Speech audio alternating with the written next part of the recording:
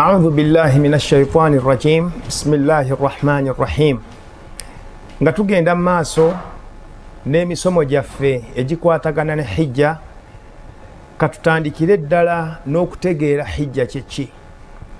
Ebiseera ebisinga obungi tugenda mu nkaayana naye nga tulemeddwa okuhaddada mafahimu, era njagala okukubiriza buli musomi yenna nga tonnaba kuyingira mu kintu kyonna sooka okitegeere. Kyova olaba nti buli mulyango gwonna gwe twogerako kikulu nnyo okusooka okumanya nti ma mafuhumuhu. Bwe tuba twogerako hijja kitegeeza ki? Wama hiya ahamiyatul hajji. Omuntu bw'abanga akoze hijja, hijja obukulu bwayo buliriddawa. Waliwo ahamiya, waliwo obukulu, ng'obukulu obwo budde eri omuntu oyo abeera akoze omulimu ogwo. Ate ne wabeerawo obukulu oba importance ate eyongedda eri society omuntu oyo mwabeera awangaalira. Obutagenda mu taarifaati nnyingi, mu taarifu z'abamanyi, mukkirize tugambe nti al-hajju kye bayita hijja ziyaratu makaanin makhsuus, kitegeeza okulambula ekifo ekimanyikiddwa oba ekifo ekimanyikiddwa, kugamba ekifo nga ekifo ekirondeddwamu, ndoza kyekigambo ekituufu. Ziyaratu makaanu makhsuus, okulambula ekifo ekirondeddwamu, ekifo ekimanyikiddwa. Fi zamani makhsuus, nga okulambula okwo okukola mu biseera ebimanyikiddwa. Bifi'li makhsuus, era ng'okoleramu ebikolwa ebimanyikiddwa. Kiba kitegeeza nti emikolo egya hijja, buli kintu kyonna ky'okola olina okusooka okukakasa nti abaffe ekintu ky'okola okikolera mu kifo ekituufu ky'okukolebwamu, okikolera mu kifo ekirina okubeera nga kikolebwamu. Ye abaffe ekyo ky'okola ddala kyekikolwa ky'olina okubeera nti okola ng'oli mu kifo ekyo, kubanga ebyokulabirako bingi olwaleero. Nga gye tunajja mu maaso eyo tujja kukiraba nti abamanyi abamu bagamba nti al-hajju ziyaratu baitillahi al-haram, kwe kuba nti omuntu alambula ennyumba ya Allah subhanahu wa ta'ala ey'emizizo. Kiba kitegeeza nti omuntu tasobola kuclaiminga nti yagenze n'akola hijja okuggyako nga yagikoze ku nnyumba ya Allah subhanahu wa ta'ala eya Kaaba, newakubadde nga waliwo emirimu emirala oba emikolo emirala egigenda mu maaso nga Nabbi sallallahu alayhi wa sallam bwe yayigiriza emikolo gya hijja. Fi zamani makhsuus, hijja eyo gye mulaba eyina ebiseera byayo nga la yasihu illa fi hadha zaman, nga tegenda kutuuka okuggyako ng'ekoleddwa mu mikolo egyo oba mu biseera ebyo. Mukimanyi bulungi ekyokulabirako nti olunaku lwa Arafa, al-wuquufu bi Arafa, okuyimirira mu lusenyi lwa Arafa, tirubeerawo ku lunaku lwa 9. Kitegeeza nti omuntu ayimirira Arafa ku lunaku olw'omukaaga oba olw'omusanvu oba olw'omunaana tasobola kuba nti oyo afuna empeera za Arafa, era tasobola kubeera nti abalibwa nti hijja ye etuuse, kubanga akoze ekikolwa ekirina okuba nga kikolebwa naye nga takikoledde mu biseera ebyo Nabbi sallallahu alayhi wa sallam bye yateekawo ebirina okuba nti bikolebwamu omukolo ogwo. Tukimanyi bulungi nti al-hajju rukunu al-islamu al-khamis, y'empagi ey'okutaano etuddeko obusiraamu bwaffe. Era ensonga lwaki olaba nti ebitabo bya fiqhi byonna bibyajjanga nga biteekateeka emisomo egyo batandikiranga ku shahada. Shahada rukunun ghayra amali, eyo mpagi si mpagi eri practical, yensonga lwaki togisanga mu bitabo bya fiqhi. Naye osanga nga batandikira mu tahara, kubanga tahara okwetukuza kwe kuyingiza mu kusaala. Ne batandika n'empagi esooka ey'essala, ne baddako empagi ey'okubiri ey'essala, ne bagenda ku mpagi ey'okusatu eya zaka, ne bakutwala ku swawumu, ne bamaliriza ku mpagi ey'okutaano y'empagi eya hijja. Naye abamanyi baffe bagamba nti li'azamati al-hajj, olw'okuba nti hijja mpagi nkulu nnyo, walwa'idu shadidu lwarid, n'okuba nti Allah subhanahu wa ta'ala yateekawo olulimi lwe lwakozesaamu ko obukambwe ku muntu atayagala kubeera nti akola hijja, ng'ate obusobozi abulina. Yensonga lwaki nti Imaamu al-Bukhari qaddama al-hajja ala sawm.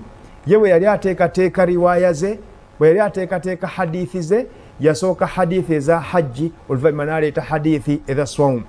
Kubanga bw'otunuulira hajji obukulu bwayo, Allah subhanahu wa ta'ala yasitula ku ddoboozi n'agamba nti waman kafar, omuntu awakanya, omuntu agaana okukola hijja ng'obusobozi abuyina, fa inna allaha ghaniyun 'anil 'alamin. Katonda mugagga nnyo, talina kye yeetaaga mu bitonde bye, talina kye yeetaaga mu ebyo ebitonde bye yatonda. Mu suratu Ali Imran Allah subhanahu wa ta'ala bw'atyo bw'agamba. Ate era n'osanga nti ne Nabbi sallallahu alayhi wa sallam yakozesa olulimi olw'amaanyi ku muntu yenna alina obusobozi obukola hijja n'aba nga tagenze kukola hijja eyo. Nabbi sallallahu alayhi wa sallam n'agamba mu hadithi ya Ali ibn Abi Talib, yagamba nti man malaka zaadan wa rahila, omuntu aba n'obusobozi ng'alina entanda, alina n'ekyebagalwa, akasente akalina, amaanyi agalina, asobola okutambula oba okutambula olugendo n'agenda okubeera nti akola hijja, tablighuhu au tuballighuhu ila baiti llahi alharam, ng'entanda eyo gy'alina emusobozesa bulungi okubeera nti atuuka okulambula ennyumba ya Allah subhanahu wa ta'ala. Falam yahujj, n'atandika kwebuzaabuza, ate bizinesi tennaba kukula, ate kansooke kuba nti maliriza nnyumba yange, ate kansooke nsuubula enfuna amagoba. Omuntu n'abanga entanda agirina, Allah subhanahu wa ta'ala agimuwadde, naye n'abeera nti tasobodde kuba nti agikozesa okulambula ennyumba ya Allah subhanahu wa ta'ala. Omubaka sallallahu alayhi wa sallam agamba fala alayhi an yamuuta yahudiyan au nasraniya, oyo waddembe okufa nga bw'ayagala. Bw'aba ayagadde afe nga mukristaayo, bw'aba ayagadde afe nga muyudaaya. Wadhalika li anna allaha yaqul, kubanga Katonda agamba waman kafar, omuntu yenna awakanya, fa inna allaha ghaniyun 'anil 'alamin, Katonda talina kye yeetaaga mu bitonde bye. Ensonga lwaki alhajju bwe tuba twogera ku hijja, akbaru mu'tamarun diini wa thaqafi fil alam. Nze simanyiyo olukuŋŋaana olunene nga lwa ddiini ate nga lulimu ebyobuwangwa by'Obusiraamu nga lukuŋŋaana lwa hijja. Era bw'obanga otunuulidde amakulu agali mu hijja, fa innahu yashtamilu ala maani insaniya, n'amakulu Allah subhanahu wa ta'ala ge yateeka mu mikono gya hijja, mu mikolo gya hijja, ojja kulaba nga amakulu ago, emigaso gy'amakulu ago nga gibuna eri abantu bonna, nga tososoddeemu musiraamu natali musiraamu, muwarabu na muddugavu, omumpi n'omuwanvu. Allah subhanahu wa ta'ala yatuteekerateekera hijja ng'omuntu bw'aba agikoze mu butuufu bw'okugikola, ekituufu yo yennyini obuufu bumulabikako, ate ne society gyawangaaliramu n'abanga society eyo nayo ng'efunamu kyamaanyi nnyo. Ensonga lwaki okiraba nti hijja eyo yuallimu albasaata, agamu ku makulu ge tufuna mu hijja, ebimu ku migaso gye tufuna mu hijja, hijja eyigiriza omuntu okuwangaala mu bulamu obusoboka, obulamu obwangu. Yuallimuhu tawaadu, hijja eyigiriza omuntu okubeera omukkakkamu, okubeera omwetonwaze. Wa yukassiru alfakhama, omuntu bw'akola hijja mu butuufu bw'okugikola tajja kuwangaalira mu bantu abalina okuba nti boogerwako nti Hajii wuuyo ne yeekuluntaza n'akukujjala n'azimba, kubanga hijja ekusomesa ate kusigala nti oli mukkakkamu n'okumenyawo buli kintu kyonna ekiyinza okulaba nga kikuleetera okuba nti weesitula, weekuluntaza ku bantu, weekuluntaza mu maaso ga Allah subhanahu wa ta'ala. Yuallimuna alhajj, hijja yennyini etuyigiriza qubulu alfawariqu alinsaniya, okukkiriza nti abantu Katonda yabatonda mu ngeri za njawulo, kubanga bw'otuuka mu hijja n'olaba abantu bano baavudde eno, bano beeru, bano baddugavu, bano amaaso gaabwe gafaanana bwe gati, bano bawanvu okutuuka ku extent bweti, ate bano bampi bwe bati. Mu butuufu okkiriza nti ya ayyuha nnaasi, abange mmwe abantu, inna khalaqnaakum min dhakarin wa untha. Ekyo kyongera kukkaatiriza tteeka lya Allah erigamba nti abange mmwe abantu, mazima ffe twabatonda nga tubajja mu kitonde ekisajja ne mu kitonde ekikyala waja'alnakum shu'uban wa qabaila lita'arafu ne tubateekamu amawanga ne tubateekamu ebika musobole okubeera nti mumanyagana inna akramakum inda Allahi atqaakum tewali kubuusabuusa abasinga ekitiibwa abasinga okuba nti ali mu ddaala lya waggulu maaso ga Katonda yoyo asinga okutya amakulu ago tugajja bwe tuba nga tugenza okukola hijja. Toyinza kuba mu hijja n'osekerera muntu olw'engeri Allah subhanahu wa ta'ala gye yamutondamu. Tosobola kusekerera muntu lwa kikula kye, toyinza kumusekerera olw'okuba nti mumpi oba muwanvu nnyo. Ate waggulu w'ebyo byonna al-hajju yudhakkiruna al-akhira, hijja etujjukiza okuba nti tujja kutuuka ekiseera nga ku nsi kuno tekuliiko muntu yenna aliko. Ekituufu omuntu yenna yali abaddeko mu hijja n'olaba abantu engeri gye basaasaanamu nga bali Emina, abantu engeri gye basaasaanamu gye bakuŋŋaanamu nga bali mu Arafa, kikujjukiza nti oba oli awo n'okuzuukira kugenda kubanga kufaanagana weekuti. Hijja eyo yudhihibu takasula fil ibada, agamu ku makulu agali mu hijja nti gajjamu obugayaavu omuntu bw'ayinza okubeera nabwo mu kusinza Allah subhanahu wa ta'ala. Era y'ensonga lwaki bw'olaba abantu abagenza mu hijja oba abantu abagenze mu umra, abantu abali siriyaasi obalaba nga buli kadde konna ke bafuna baagala kukakozesa mu ibada. Bw'ebanga umra ng'eyo olaba ng'omuntu tahajjudi ayagala kugisanga awo, ayagala taraweehi yonna abeere ng'agisaala khalfa al-imam. Tahajjudi bw'etuuka ate yo n'agigoberera, ate emisana ajja kubanga asiibye n'akola umra ez'enjawulo, bw'ayingira mu Makka bw'agenda mu Tan'im n'akomawo, kubanga hijja erina okutraininga okuba nti omuntu togayaalira mu ibada. Omubaka Muhammadi sallallahu alaihi wasallam nga bwe tukimanyi yali omuntu afaayo ennyo okuba nti anyiikira nnyo mu ibada, okutuusa nti Aisha radiyallahu anha yatuuka okumwewunya n'amugamba nti alam yughfaru laka ma taqaddama min dhanbika wa ma ta'akhkhar, nga nkulaba araka tajtahid, ndaba ofaayo nnyo, ndaba olafuubala nnyo, ate nga kimanyikiddwa nga bwe kiri mu suratul Fath ti Allah yakusonyiwa ebyakulembera n'ebyo ebirijja mu maaso. Nabbi yamugamba nti ya Aisha ala akunu abdan shakura, toyagala mbeera omuddu wa Allah eyeebaza? Oyo nno ye ali mu kwebaza omubaka Muhammadi sallallahu alaihi wasallam. Fama dhannuka bi, ate nze fama dhannuka bika, ate gwe gwomanyi nti ne swalayo toyina kupakafu bonna oba Allah subhanahu wa ta'ala agikkiriza oba tagikkiriza. Kati kyova olaba nti bwe tugenda mu hijja, hijja etuyigiriza amakulu ago, era hijja eyo ekulaga nti senga otunuulira abantu engeri gye bakolamu emirimu egyo ng'obadde olinamuko obugayaavu bwonna bwonna, ogamba nedda, nange ekiseera kituuse sobole okubeera nti neefubako okuba nti nkola emirimu Allah subhanahu wa ta'ala nga bw'agyagala. Hijja eyo bwe tuba nga tugitambuliddemu bulungi, ne tuba nga tukola emikolo egyo nga Allah subhanahu wa ta'ala, okubanga ddala tukola ibaada eyo nga bw'erina okubeera, agamu ku makulu nze ge nalaba mu hijja oba agamu ku makulu ge nalaba mu umra, ti wallahi omuntu bw'atuuka ku haram n'alaba abantu engeri gye bettanira okwetooloola ennyumba ya Allah subhanahu wa ta'ala, n'emikolo egitambulirako egya Saffa ne Marwa n'emirala gyonna, omuntu amanya ekintu kimu nti si wa kitalo, kubanga abantu abagenda okuba nti basinza Allah subhanahu wa ta'ala tobabala. Kiba kitegeeza nti okuba nti osinza nnyo Allah subhanahu wa ta'ala, ta'atuka kalbashar, okugondako oba okuteekako mu nkola amateeka ga Allah, la tanfa'u Allahi abadan, tekulina kyekwongera ku kitiibwa kya Allah subhanahu wa ta'ala. Era nabwe kityo nti okujeemaako n'osalawo nti sijja kukola, abantu bangi abasinza Allah subhanahu wa ta'ala mutuufu bw'okumusinza.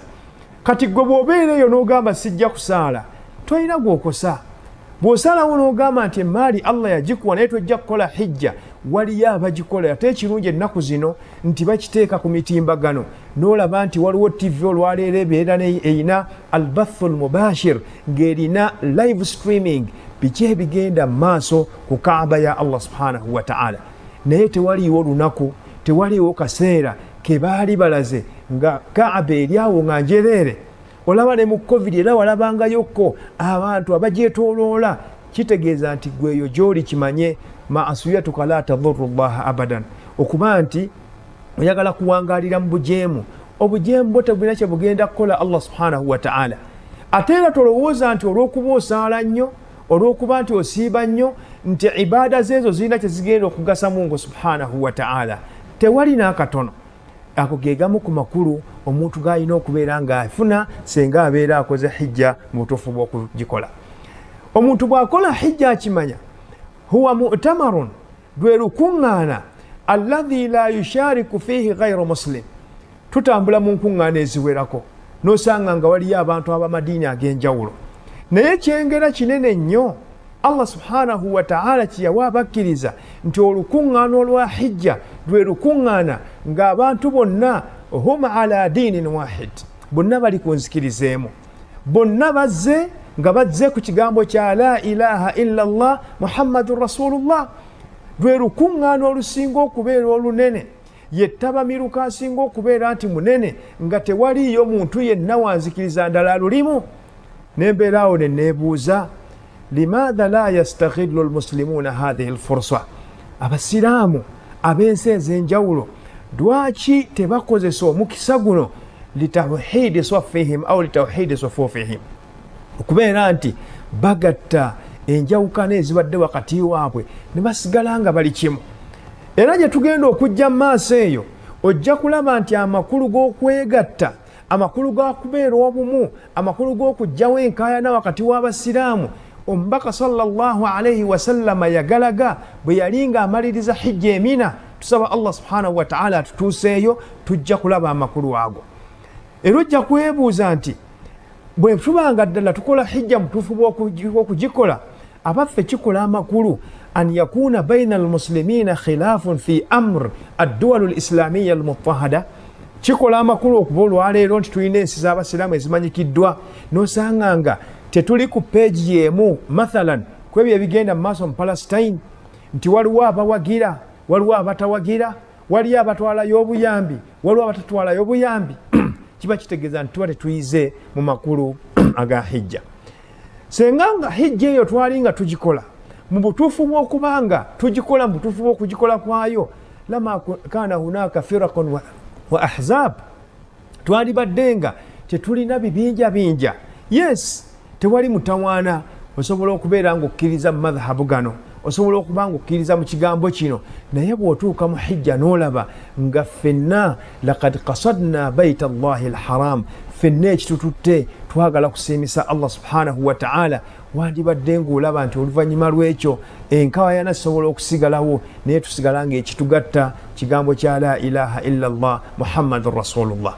Ate abasiraamu b'e Uganda bandibadde bafuna ekyokuyiga ky'amaanyi nnyo mu hijja, kubanga mukimanyi nti mu myaka egy'amabega bwe twafuna enkaayana waliyo Mecca Conference, nti mu bifo byonna byonna ebiri mu nsi bakadde baffe baasalawo batwale enteesaganya z'abasiraamu mu Makka.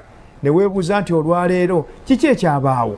Kubanga omuntu bw'atuuka mu hijja n'atuuka mu bifo ebyo bima fiha min almuqaddasat, ebifo ebyo ebigulumizibwa, omuntu tasobola kukolerayo ndagaano, ate endagaano eyo n'abeera nti agikumpanya, n'abeera nga tagoberedde ndagaano eyo.